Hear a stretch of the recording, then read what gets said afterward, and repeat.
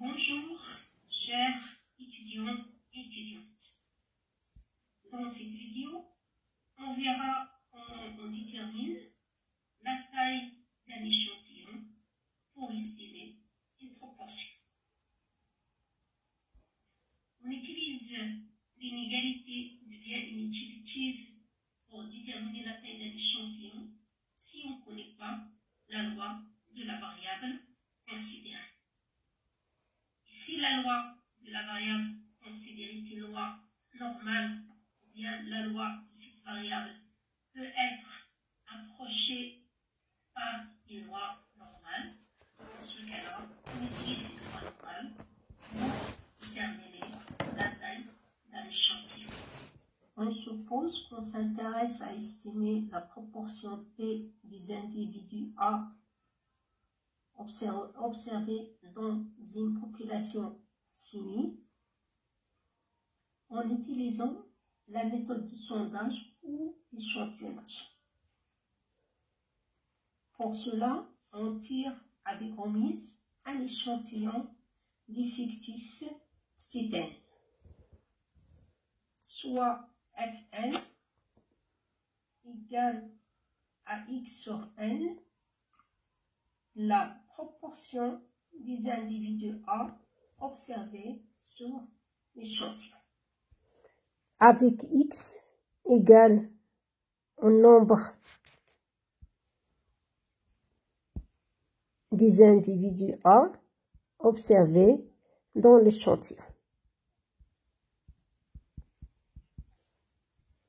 Et la fréquence, ou bien la proportion Fn des individus A dans l'échantillon, il est égal au nombre des individus A dans l'échantillon sur le nombre total des individus qui est égal à la taille de l'échantillon. Donc Fn, c'est la proportion dans l'échantillon, et P, c'est la proportion dans la population totale.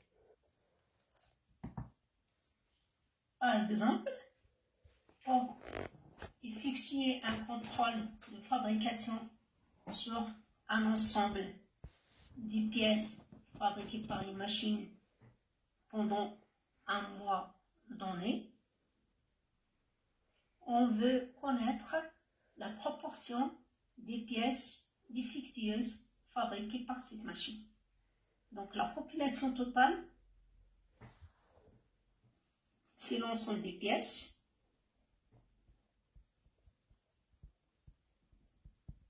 fabriquées par cette machine pendant un mois donné. D'accord? Donc on s'intéresse à déterminer la proportion, par exemple P, on note cette proportion par P, c'est la proportion des pièces défectueuses parmi l'ensemble total des pièces fabriquées par cette machine. D'accord, défectueuses. Donc une première méthode consiste à réaliser une étude sur l'ensemble des pièces fabriquées par cette machine. C'est ce qu'on appelle le recensement. Donc on compte chaque pièce fabriquée par cette machine. Donc après on calcule le nombre des pièces défectueuses parmi l'ensemble total des pièces. Et la proportion, c'est le nombre des pièces défectueuses sur le nombre total des pièces. Mais lorsque la taille de la population est très élevée, cette méthode est extrêmement coûteuse. Donc pour minimiser le coût et le temps consacré pour estimer cette proportion P des pièces défectueuses, il est de préférence d'utiliser la deuxième méthode, c'est la méthode d'échantillonnage ou sondage. En utilisant cette méthode d'échantillonnage, on compte seulement une partie qui porte le nom d'un échantillon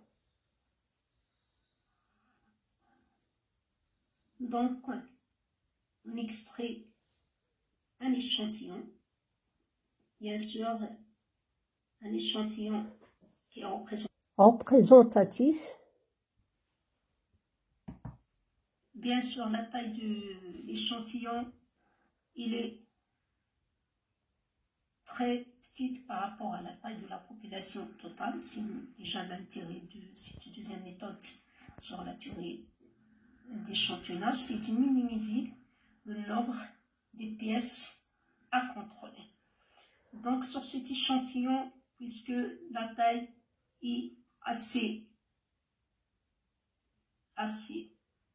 petite, on peut déterminer la proportion des pièces défectueuses sur l'échantillon. On note cette proportion sur l'échantillon par F. Donc c'est la proportion des pièces défectueuses sur cet échantillon, qui est égal bien sûr le nombre des pièces défectueuses sur l'échantillon parmi les pièces de cet échantillon.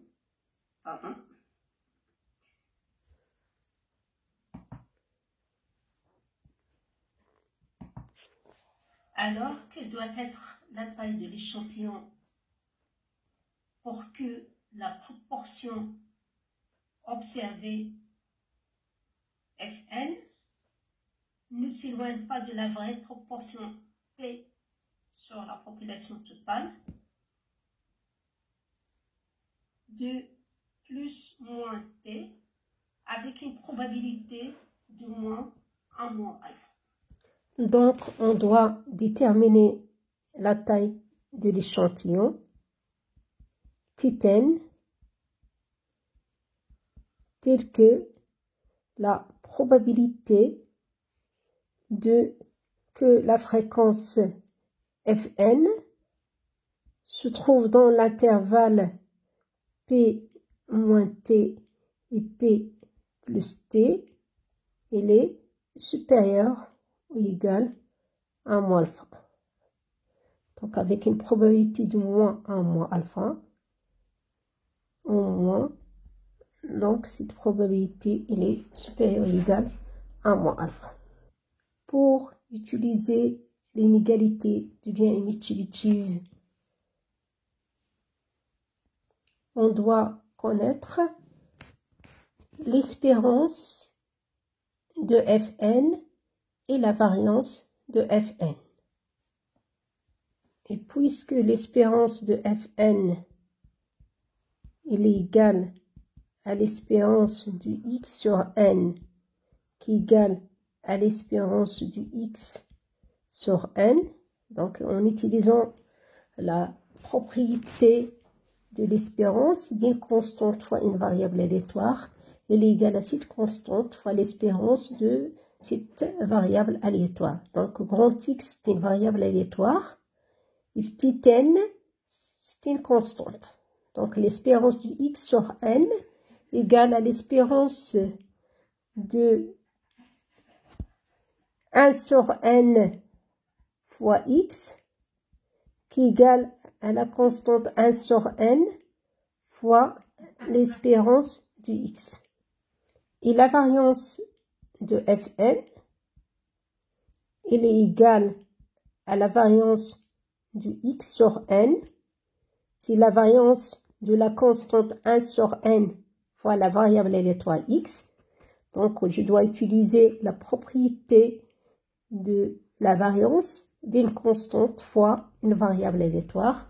Elle est égale à la constante au carré fois la variance de cette variable aléatoire. Donc la constante c'est égale à 1 sur n au carré fois la variance du x.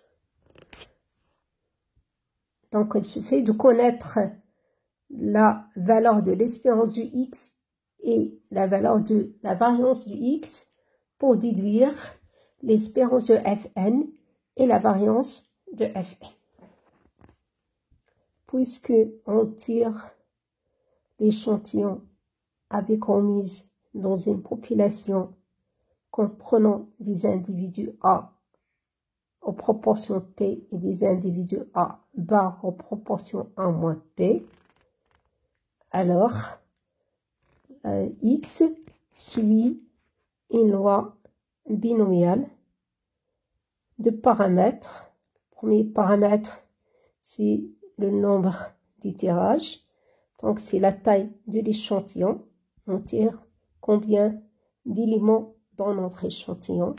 C'est petit n. Et le deuxième paramètre, c'est la proportion, c'est la probabilité de tirer l'individu A. Donc, c'est P, c'est la proportion P. Pour plus de détails sur cette loi binomiale, vous pouvez voir ma vidéo de l'année dernière sur la loi binomiale. Donc, l'espérance de x égale à l'espérance d'une loi binomiale. Il est égal à n fois p. Et la variance du x, il est égal à n fois p fois q. Donc, pour déterminer la taille de l'échantillon, on utilise l'inégalité du bien émettitif pour la fréquence Fn.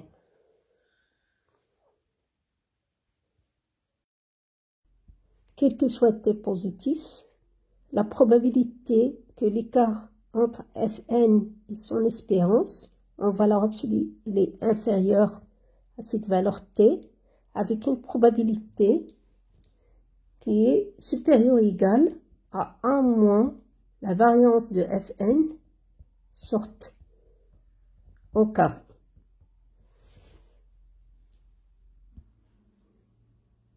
Après, je remplace l'espérance et la variance de Fn par sa valeur.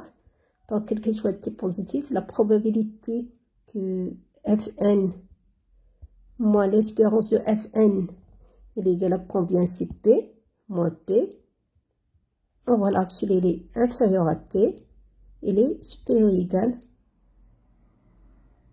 à 1 moins la variance de Fn, c'est égal à combien? C'est P fois Q sur N fois 1 sur T au carré, donc fois T au carré. Donc, on doit déterminer la taille de l'échantillon pour que la probabilité de cet événement soit supérieure ou égale à 1 moins alpha. Et on a, d'après l'inégalité du bien émettitif, la probabilité du même événement, il est supérieur ou égal à 1 moins pi q sur n fois t au carré.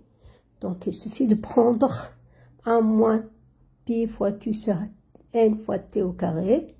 La borne inférieure de cette probabilité soit supérieure ou égale à 1 moins alpha.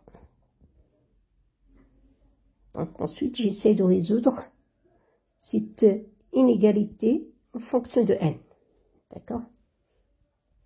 Donc, on a 1 moins pi fois q sur n fois t au carré. Il est supérieur ou égal à 1 moins alpha. Donc, il suffit de prendre la borne inférieure de cette probabilité supérieure ou égale à 1 moins alpha. D'accord? Pour que la probabilité de Fn moins P, on va l'absolu soit inférieur à T, il est supérieur ou égal à 1 moins alpha, implique que pi fois Q sur N fois T au carré. D'accord? Donc ici, je peux simplifier par 1. Ensuite, je peux multiplier par moins 1. Donc, ça signifie que pi q sur n moins t au carré, il est inférieur ou égal à alpha. D'accord? Donc, après, j'essaie de résoudre cette inégalité en fonction de n. Donc, pi fois q, il est inférieur ou égal. Après, je dois multiplier par n fois t au carré. Et positif, t au carré positif. Donc, je garde la même inégalité. Donc, il est inférieur ou égal à n fois t au carré fois alpha. Donc, je cherche n, je cherche la taille de l'échantillon n. La valeur de n implique que n, d'accord, il est supérieur ou égal à pi fois q sur t au carré fois alpha. Donc, la taille de l'échantillon n, il doit être supérieur ou égal à P fois Q sur T au carré fois alpha. Dans le cas, bien sûr, d'itération avec omise. Donc, la taille de l'échantillon, pour estimer une proportion, si on ne connaît pas la loi de la variable aléatoire considérée, n doit être supérieur ou égal à cette valeur P fois Q sur alpha fois T au carré. Donc, bien sûr, on fixe premièrement la précision souhaitée T et le seuil de confiance 1 moins alpha. D'accord? Et ensuite, on passe à la détermination de la taille de l'échantillon. Bien sûr, la taille de l'échantillon N dépend de la précision souhaitée. Plus on souhaite des résultats précis, plus la taille de l'échantillon est grande. Et la taille de l'échantillon dépend aussi du seuil de confiance 1 moins alpha. Par exemple, si 1 moins alpha égale à 0,95, donc c'est 95%.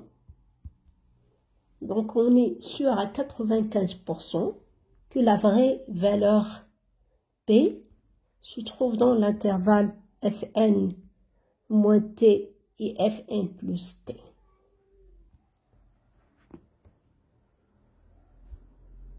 Ensuite, je vous présente un exemple d'application.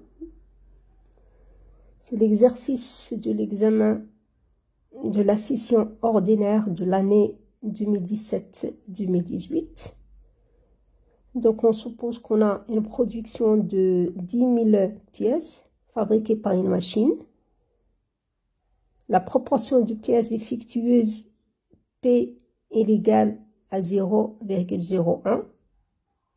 Donc, pour vérifier cette affirmation, on prélève avec omise un échantillon dans la production totale, soit Fn, la proportion des pièces défectueuses dans l'échantillon de taille Tn.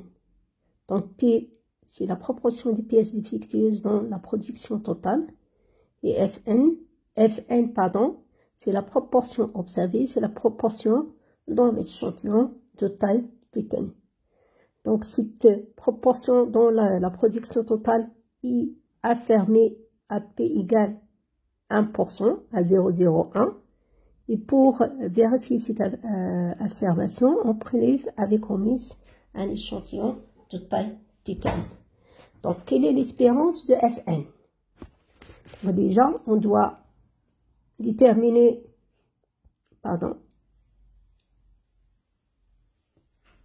la loi, l'expression de Fn. Fn, c'est la proportion des pièces défectueuses sur l'échantillon. Donc, il égale le nombre des pièces défectueuses sur l'échantillon sur le nombre total des pièces de l'échantillon. Le nombre total des pièces de l'échantillon, il est égal à la taille de l'échantillon N. Donc, X, c'est le nombre des pièces défectueuses dans l'échantillon.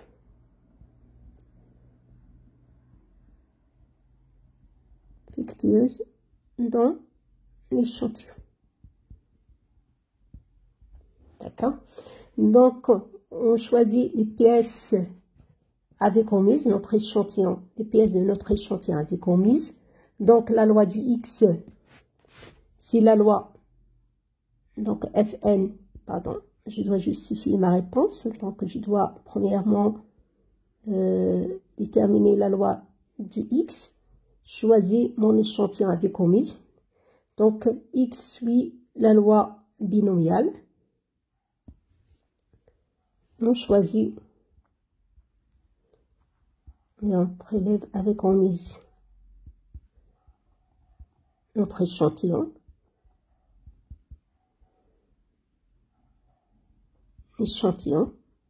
Donc la loi du X, c'est la loi binomiale. Alors X suit la loi binomiale de paramètres N et P. Le premier paramètre, c'est le nombre des tirages, c'est le nombre des pièces de notre échantillon, c'est N, c'est la taille de l'échantillon, et P, c'est la proportion des pièces défectueuses. Alors, à partir de la loi du X, je peux déduire l'espérance et la variance du X. Donc, l'espérance des lois binomiales, c'est N fois P. La variance, donc après, je passe au calcul de la variance. Pour cette question, je dois seulement calculer l'espérance de Fn. Donc, l'espérance du X égale à N fois P. Alors, l'espérance de Fn, il est égal à l'espérance du X sur N, qui est égal à l'espérance du X sur N, qui est égal à NP sur N, qui est égal à P. Donc, pour la deuxième question, je dois calculer la variance de Fn. Donc, de la même façon, j'ai déjà la loi du X. C'est la loi binomiale du paramètre NP. Alors, la variance des lois binomiales est égale à quoi? C'est N fois P fois Q. Alors, la variance de Fn, de la fréquence Fn, est égale à la variance de la variable Fn qui est égale à X sur N, cette fréquence qui est égale à en fonction du X qui est égale à X sur N. Donc, elle est égale à la variance du X sur N au carré. Donc, pour la variance d'une constante fois une variable aléatoire, c'est la constante au carré fois la variance de cette variable aléatoire. Après, je remplace la variance du X par N fois P fois Q. Donc, c'est N fois P fois Q sur N au carré. Donc, elle est égale à égale à P fois Q. Après, je peux simplifier par N. Donc, au carré. Donc, c'est P fois Q sur N. Donc, ensuite, je passe à la troisième question. Donc, pour cette question, on suppose qu'on accepte une marge d'erreur qui est de plus ou moins 0,05 par rapport à la proportion P avec une probabilité de moins 0,95, qui est la taille minimale de l'échantillon est égale à combien? La marge d'erreur correspond à la différence entre la fréquence observée, c'est la fréquence de l'échantillon Fn, et la proportion dans la production totale. Il est entre,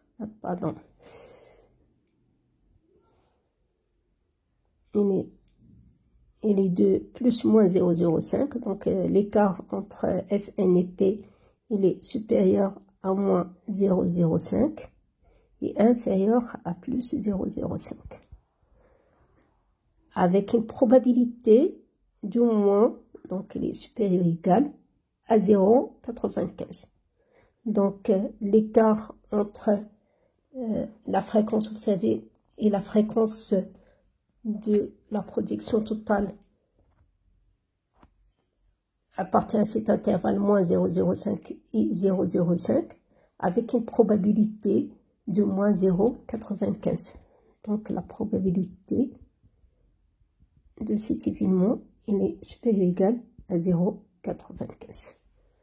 Donc après, on doit calculer la taille minimale de l'échantillon. Premièrement, on doit utiliser l'inégalité. Donc ici, on ne connaît pas la loi de Fn. D'accord, on connaît seulement l'espérance et la variance de Fn. La loi du X, c'est la loi binomiale, mais Fn ne suit pas une loi binomiale. On ne connaît pas la loi de Fn. On connaît seulement l'espérance et la variance de Fn.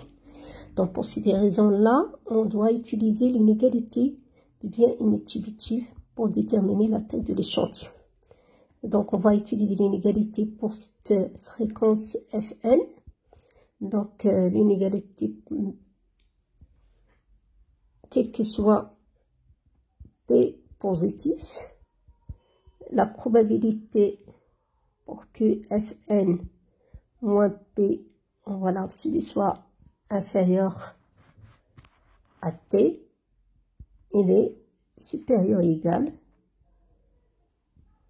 à moins la variance de Fn sur T au carré.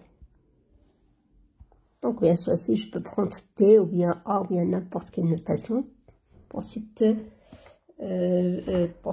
nombre réel positif. D'accord? A supérieur à 0, donc inférieur ou égal à A, 1 moins la variance de Fn sur A au carré. D'accord? Bien T.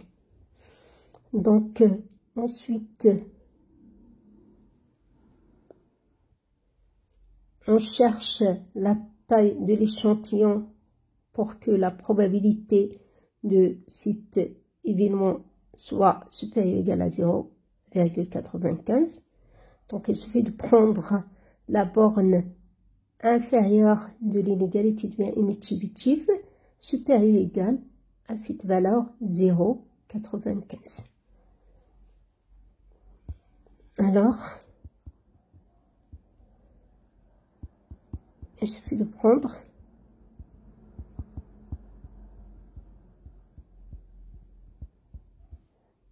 un moins la variance de Fn sur T au carré supérieur ou égal à 0,95. Implique, je remplace la variance de Fn par sa valeur. J'ai la variance de Fn est égale à quoi? Égale à P fois Q sur N. Donc c'est 1 moins P fois Q sur N fois T au carré. Il est supérieur ou égal à cette valeur 0,95.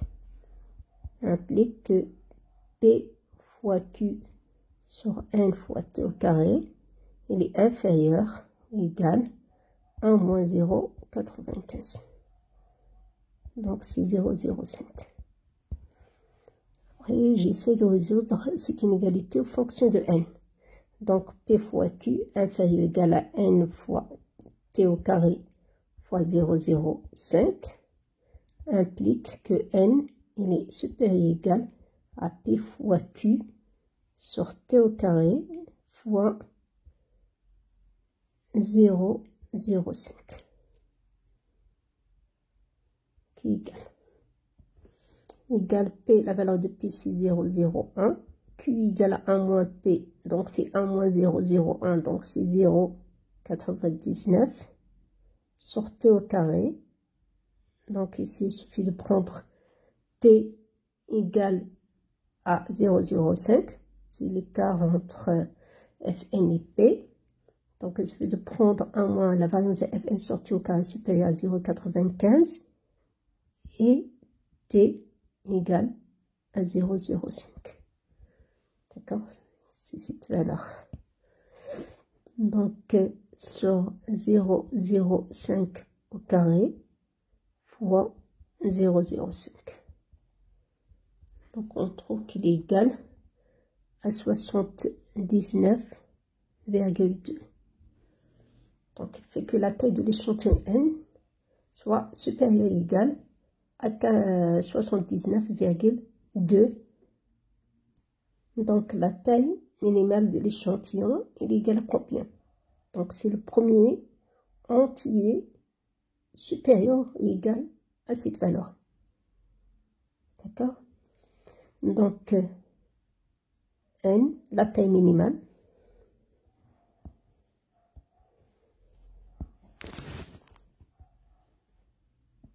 est égale à 80.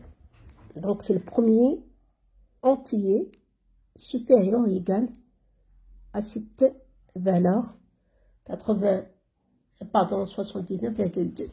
D'accord? Donc ensuite on passe au cas des tirages sans remise. Donc de la même façon, on suppose qu'on tire un échantillon, mais dans ce cas-là sans remise. D'accord? Avec P, c'est la proportion des individus A dans la population totale. Et Fn, c'est cette proportion dans l'échantillon. On s'intéresse à estimer, à déterminer, pour estimer cette proportion P, on veut déterminer la taille de l'échantillon nécessaire pour que la fréquence Fn se trouve dans l'intervalle P moins T et P plus T avec une probabilité de moins 1 moins alpha. D'accord? Donc ici, je dois déterminer la taille de l'échantillon, n, telle que la probabilité pour que la fréquence Fn se trouve dans l'intervalle P moins T et P plus T avec une probabilité de moins, donc il est supérieur ou égal. Donc cette probabilité est supérieure ou égale à 1 moins alpha. D'accord?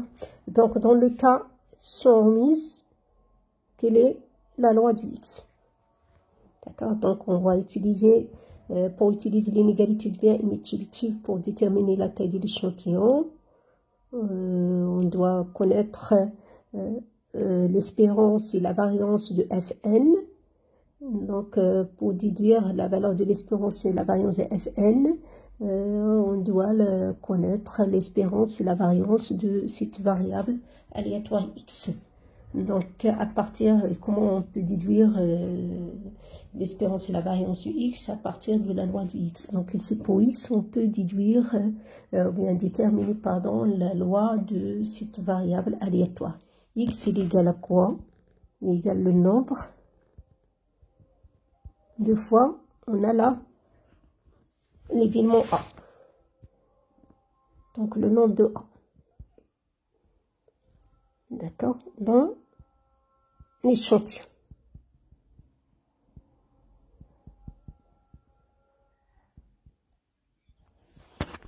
Donc déjà on suppose qu'on a seulement la possibilité de tirer A ou bien A bar. Donc on a une expérience de granulé. On refait la même expérience plusieurs fois, on a plusieurs tirages, mais sans remise. Donc dans ce cas-là, la loi du X, c'est la loi hypergéométrique. Donc X suit la loi hypergéométrique de paramètres. Donc pour cette loi hypergéométrique, les paramètres, c'est grand N, c'est la taille de la population, Tn, la taille de l'échantillon, et P, c'est la proportion de A. D'accord? Et pour cette loi hypergéométrique, l'espérance d'une variable aléatoire X qui suit une loi hypergéométrique est égale à l'espérance d'une loi binomiale, c'est petit n fois P, et la variance d'une variable aléatoire X qui suit une loi hypergéométrique, c'est la variance d'une loi binomiale fois le coefficient grand N moins petit n sur grand N moins 1. Donc, à partir de l'espérance et la variance du X, on déduit l'espérance et la variance de Fn, de la fréquence Fn.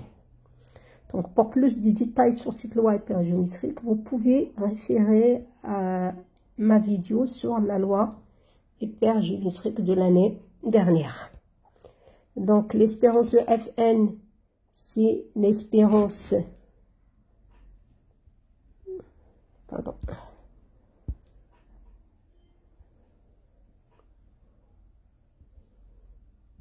L'espérance de Fn égale à l'espérance du X sur N, égale à l'espérance d'une variable aléatoire, c'est une constante. Donc, de même pour le cas des tirages sans remise, on calcule l'espérance de Fn en fonction de l'espérance du X en utilisant tout simplement la propriété de l'espérance d'une constante fois une variable aléatoire. Donc, si N fois P sur N, donc égale à P. De même pour la variance de Fn, égale à la variance de X sur N, égale à la variance d'une variable aléatoire X qui suit une loi hypergéométrique. Donc, pour la variance d'une loi hypergéométrique, elle est égale à N fois P fois Q fois le coefficient N moins N sur N moins P.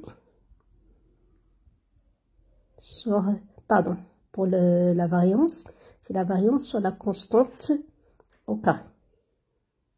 Donc après, on peut simplifier par N. Donc c'est égale, la variance de Fn égale à P fois Q sur N fois N moins 1 sur N moins 1. Ensuite, on passe à l'utilisation de l'inégalité devient émettible pour la fréquence Fn. L'inégalité pour Fn est émettible pour la variable aléatoire Fn. C'est la suivante.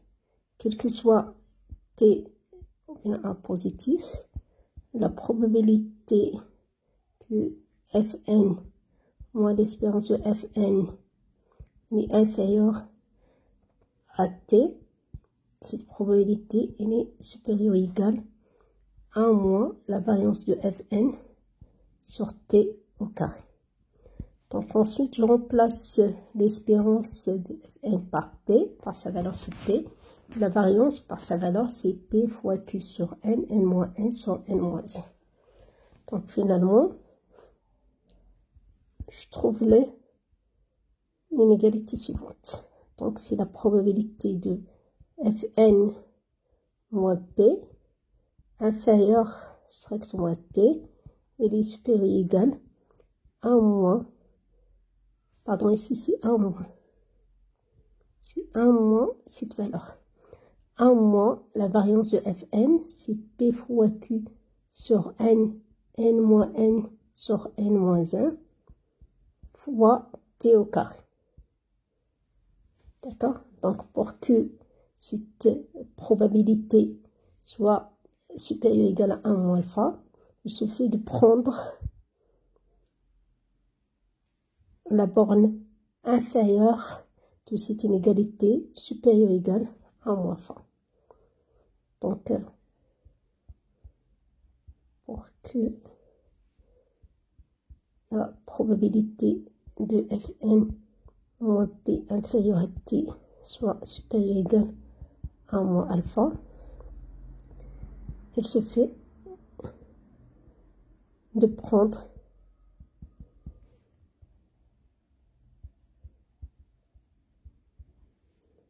moins alpha,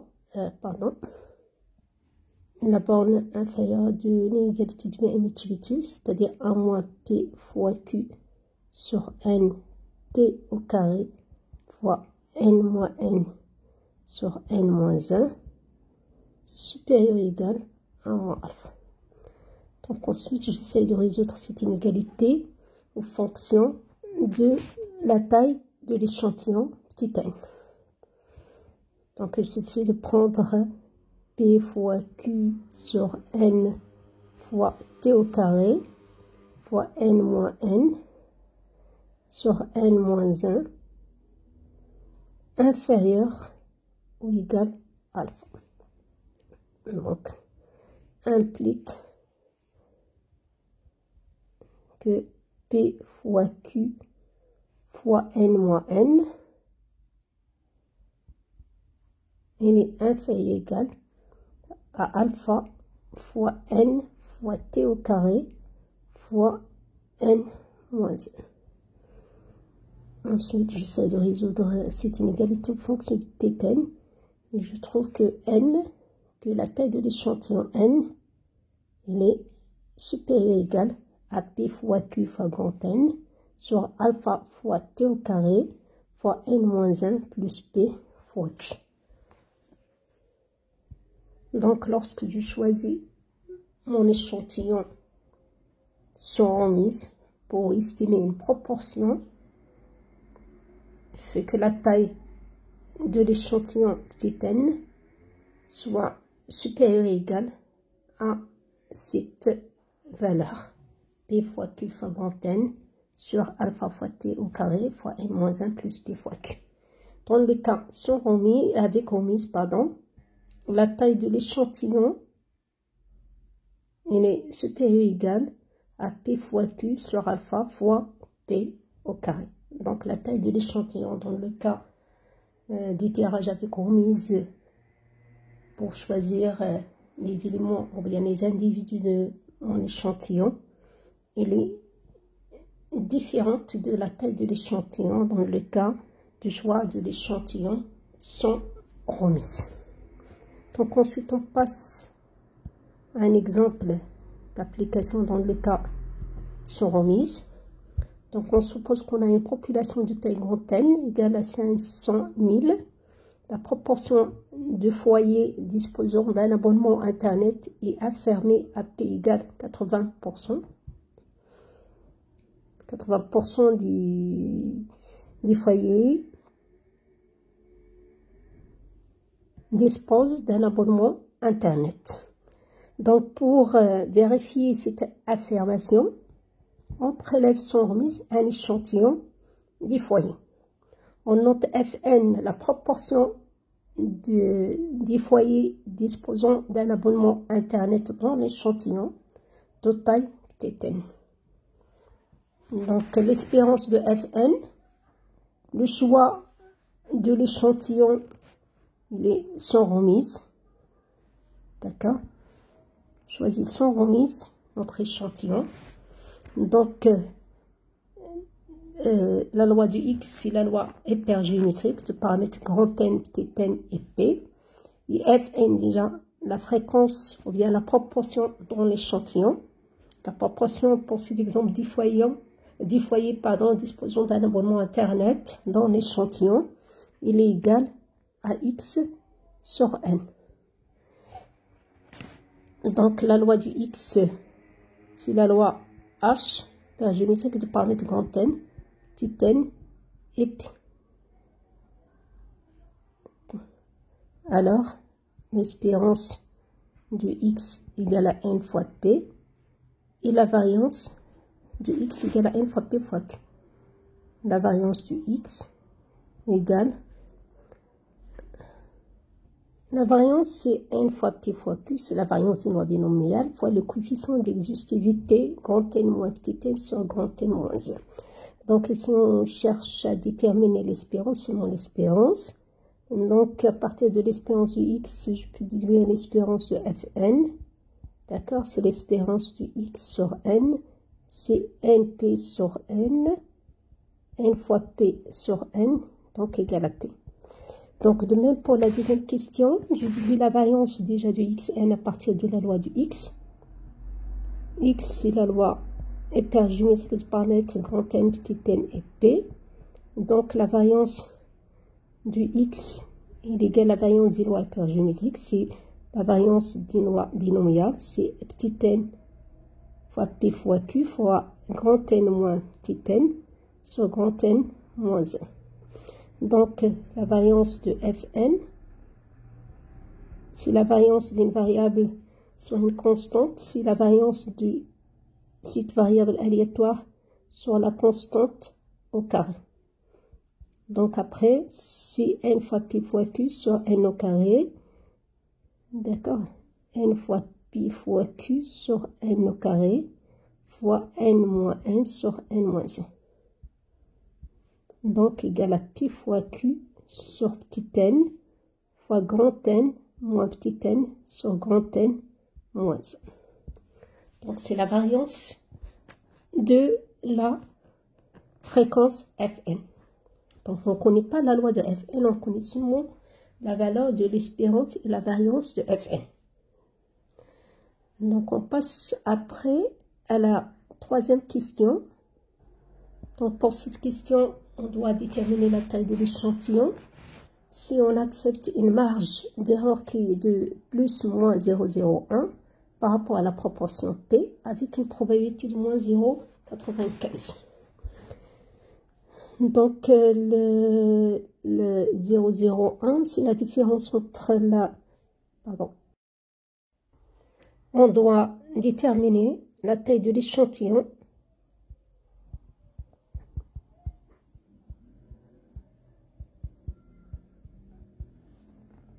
La taille n,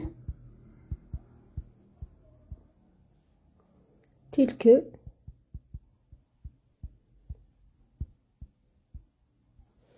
la probabilité de Fn moins P, il est entre moins 0,01 et 0,01.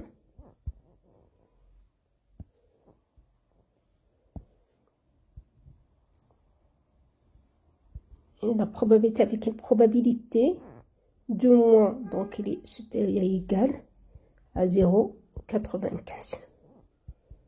Donc je dois déterminer n tel que cette probabilité est supérieure ou égale à 0,95. Et d'après l'inégalité du émettitive, pour la variable aléatoire fn,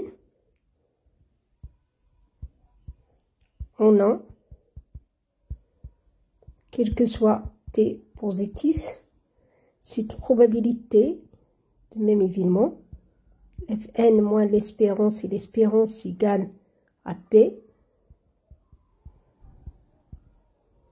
il est inférieur à t, avec une probabilité de 1 moins la variance de fn sur t au carré. Ce qui implique que soit t positif, la probabilité de fn moins p, je remplace l'espérance par p, par sa valeur p, il est inférieur à t, avec une probabilité qui est supérieure ou égale. La variance de fn, dans le cas sont remises, c'est n fois p fois q, pardon, de fn, pas de x, donc c'est p fois q sur n, n moins grand n moins petit n, la taille de la population moins la taille de l'échantillon, sur la taille de la population moins 1, fois t au carré. Donc, il se fait de prendre un moins alpha. Donc ici, 1 moins alpha, c'est 0,95. Il suffit de prendre la borne inférieure de cette inégalité de bien émettitive supérieure ou égale à cette valeur 0,95. Donc il suffit de prendre 1 moins p fois q sur n fois t au carré fois n moins n sur n moins 1, grand n moins 1, supérieur ou égal à 0,95, et t est égal à combien? L'écart entre fn et l'espérance de fn est p. Pour cet exemple, en valeur absolue, il est inférieur à 0,01. Donc cette inégalité est vraie, quel que soit t, je peux prendre n'importe quelle valeur de t, l'égalité reste toujours vraie. Donc pour cet exemple, je dois prendre t égale à 0,01 et la borne inférieure de cette inégalité supérieure à 0,95. Donc après, j'essaie de résoudre cette inégalité en fonction de n. Donc par conséquent, petit n, il est supérieur ou égal. Donc c'est p fois q sur n fois t au carré fois grand n moins petit n sur grand n moins 1. Il est inférieur ou égal à 1 moins 0,95. Donc c'est 0,05. Et t égale à 0,0. Donc c'est p fois q fois grand n moins petit n, donc fois grand n moins p fois q fois petit n, il est inférieur ou égal à petit n fois t au carré fois grand n moins 1 fois 0,05.